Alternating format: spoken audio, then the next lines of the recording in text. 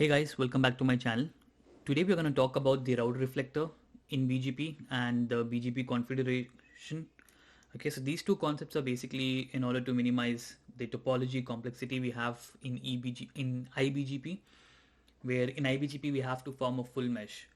Okay, so what BGP did is they developed these two features called as route reflector and BGP Confederation to minimize this complexity. So what? Let's see an example and see what route reflector does over here. Okay, so as a network engineer, it would be my choice to choose a route reflector. Okay, in my IBGP topology, such that the number of IBGP peering I need to be forming will be as minimal as possible. Okay, so in this example, I can see that I have a device called R1. Okay, right, I have a router R1. Now this R1 is connected to R5, it's connected to R3, R6, R7 and R2. Okay, now it seems like a reasonable decision over here to configure R1 as my route reflector.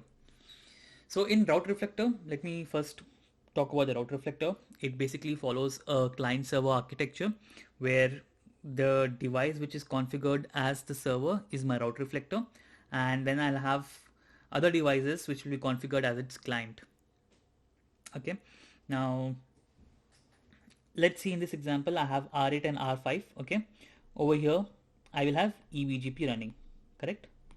Okay, between R3 and R4 also I'll have EBGP running. Okay, now let's say I'm trying to advertise 1000 to R5. R5 will learn that because of EBGP peering, and now R5, as I've told you uh, IBGP, we have to form a full mesh. But since I'm going to be configuring R1 as a route reflector. Okay, so this R1 is my route reflector. Now I need to configure the clients for this client server architecture. Okay, so let's say R5 is my client. Okay, R6 is my client and R7 is my client. To explain this concept, I'm saying that R2 is not my client and R3 is not my client. Okay, let's just say this. Okay, so RR, which is my R1, which is my route reflector, has R5, R6 and R7 as its client. I will have an IBGP over here. Okay, I will have an IBGP over here. I will also have an IBGP over here. Okay, now since these two are not my clients, I need to have IBGP here as well. I need to have IBGP here as well. I need to have IBGP over here as well. Okay, with my non-clients I have formed a full mesh topology. Okay, you can see that R1, R2 and R3 have formed a full mesh topology. Okay, now you can see that R5, R6 and R7, they don't have IBGP configured between each other. Okay, now how route reflector works is, there is I mentioned two rules in IBGP, right?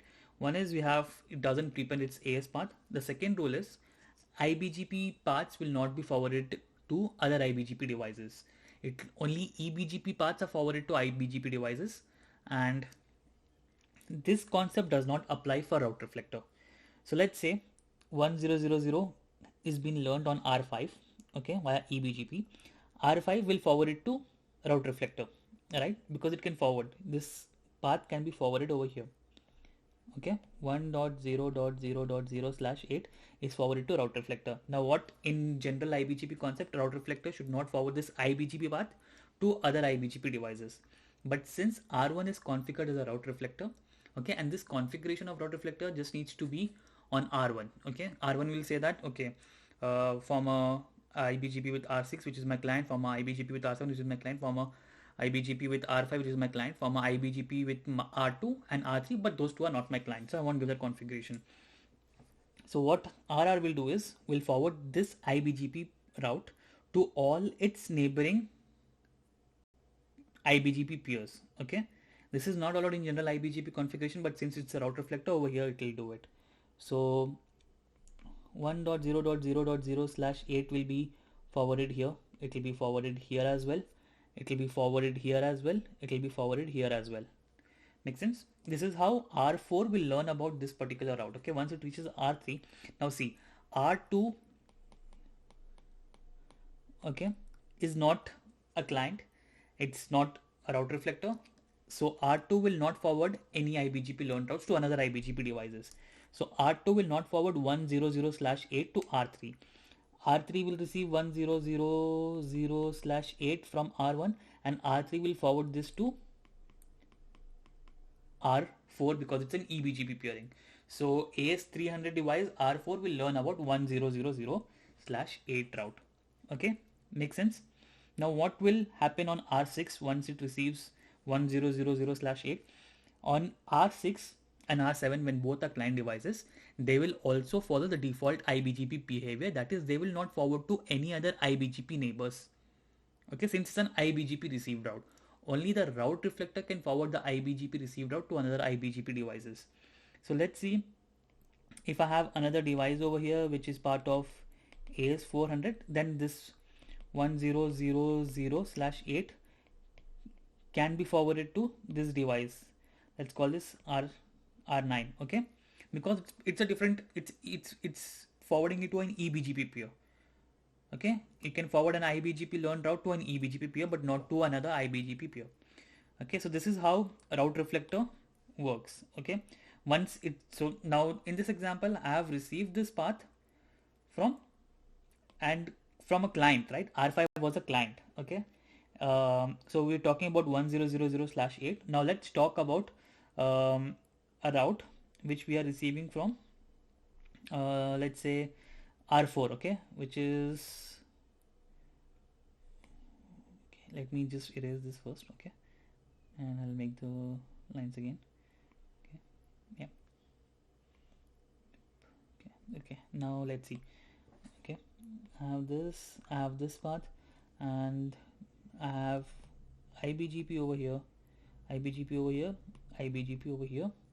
Okay, using eBGP 600/8 will be learnt on R3, right?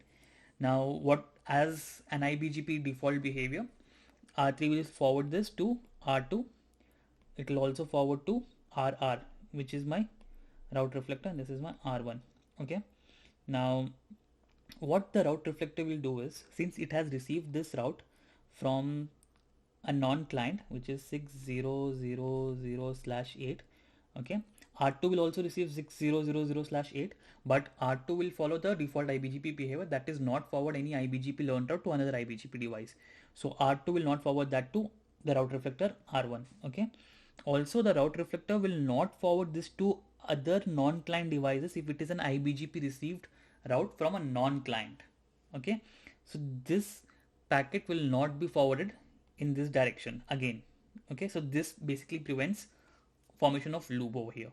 Okay, so the route reflector, if it's receiving a route from a non-client, it will only forward that to other IBGP clients. Okay, now 600 will go here, 600 will go here, 600 will go here as well. Okay, so this is how, there's another device over here, another AS forming eBGP. We'll learn about 6000/8.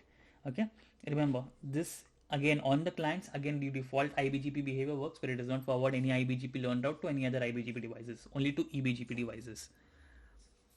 Make sense? So this is how the route reflector will forward the IBGP learned route to all the devices. If it has learned from a client, it will only forward that particular IBGP route if it has learned from a non-client to all of its client, but not to other non-clients. Okay, this is a subtle difference over here, right? So 600 will be only forwarded to clients, but 1000 will be forwarded to all, both the clients as well as non-clients. Okay, so this is how the route reflector works. It has a client server architecture. This basically tries to reduce a little bit of full mesh topology. Over here we don't have to form a IBGP neighborship between R5 and R6, R5 and R7, or between R6 and R7. Okay, route reflector takes care of it. Okay, route reflector is where we have all the IBGP for neighbors formed. Okay, between R5 to R1, R1 to R6, R1 to R7. And since we have some non-clients, we do have to form a full mesh topology. So it basically helps us in configuring a partial full mesh. Okay, the partial mesh topology. So route reflector tries to help us with reducing this topology complexity, but it's one of the solutions, but it does not completely reduce it. Okay, but it still works. Okay, so route reflector is one solution to this problem. The second solution is BGP confederation. Have So BGP configuration, how it works is, it basically have a device AS100. I have a device in AS300. Let's call this uh, R1. Let's call this R2. Let's call this R3, R4, R5, R6, and R7. Okay, so in BGP configuration, in an IBGP topology, we divide each router into sub-autonomous systems. Okay, now let's say I configure R3 as one AS, I'll configure R4, R5, R6 as another AS, okay, and R7 as another separate AS. Okay, so these sub ASs which I'm configuring within IBGP have to be part of the private AS section. Okay, so I think private AS is from 64512 to 65535. Okay, so these are the AS numbers that you can use as private AS under BGP configuration. Okay, so now let's say this is 65,000, this is 65,001, and this is 65,002. Okay, and the actual AS is 200. Okay, so now between R1 and R3 I have an eBGP configured. Okay, so since you can see 655001, I have a full mesh topology over here. If not, you can configure R4 as a separate AS, R5 as separate AS, RCX as separate AS, and form eBGP between each other. Okay, now between R2 and here also I'll have eBGP, right? Now R3 is part of 65,000 AS and R4 is part of 65001 AS. So both are in different AS. So I'll have an eBGP peering here as well. Make sense? R6 and R7 are also part of different AS. I'll have eBGP peering here as well. Okay. Now what happens is, I have told you, right, whenever you learn the route from a different AS, the AS path will, the AS number will be prepended in its AS path. Okay, so R3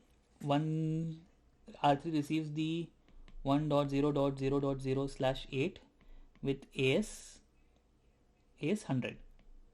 Okay, now what happens is, when R3 forwards it to R4, it will learn the route as 1000/8, and AS will be, in parentheses I'll put the private AS number 65,000, and the outside one will be what, 100.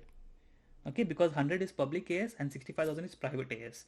So when you have configuration configured inside the IBGP, only those devices that are part of this IBGP configuration will only see this 65 private AS numbers. Okay, once it goes out of this IBGP to eBGP, it will remove the private AS and only forward it with its public AS and send it out to R2, which I'll show you further. Okay, now between R4 and R6 we have what? We have IBGP over here, we have IBGP over here, we have IBGP over here. Now the same concept works over here, where IBGP cannot forward traffic to other IBGP devices. Okay, so now what happens is, R6 will learn this, right? R6 will learn R6, R4 will forward it to R6. R4 will not append its AS yet because it's forwarding to its IBGP device. Okay, since it's learned from eBGP, it will forward to R6 with 65,000, 100 only, and R6 will forward it to, okay, so R6 will receive it as, let me write this down as well, with AS 65,000, 100. Okay, now R6 will forward to R7 with what? Let me just erase this part over here. Okay, now you know, right, between R6 and, okay, let's write, let me write it down over here, 1000/8 AS will be, what will it be? It was 65,000, 65,001 in brackets, and then it will be 100, correct? And this is eBGP, so R7 receives this path. Okay, now R7 will forward it to eBGP. Now R7 will forward it to R2. It will check the configuration. It will see that okay, this is a public AS and it has formed an eBGP configuration with it. Okay. Now R7 is also forming a confederation peering with R6, but based on the configuration, it is able to differentiate this AS and this AS. Okay, this is, it knows that this is confederation AS, so this is private AS and this is public AS. This has received the route from a confederation AS. So what it will do before it forwards to R2, the 1000/8, it will remove the private AS 65,000, 65,001 and put the public AS number, which is 200, and the existing public AS, which was already there, 100, and forward it to R2. So R2 receives 1000/8 with the AS as 200, 100. Okay, so R2 does not know anything about the configuration within the IBGP. It does not know about any of the private autonomous system numbers used in the configuration IBGP. Okay, all of this is masked to the outside public ASs.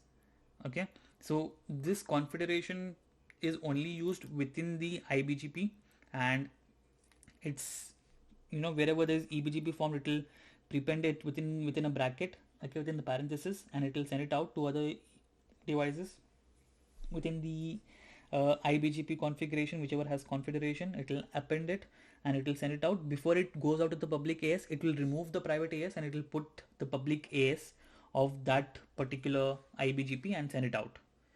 Okay, so this is how configuration works.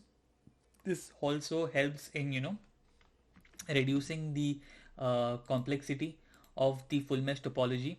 Okay, so we use the private AS numbers over here, which is from 64512 to 65535.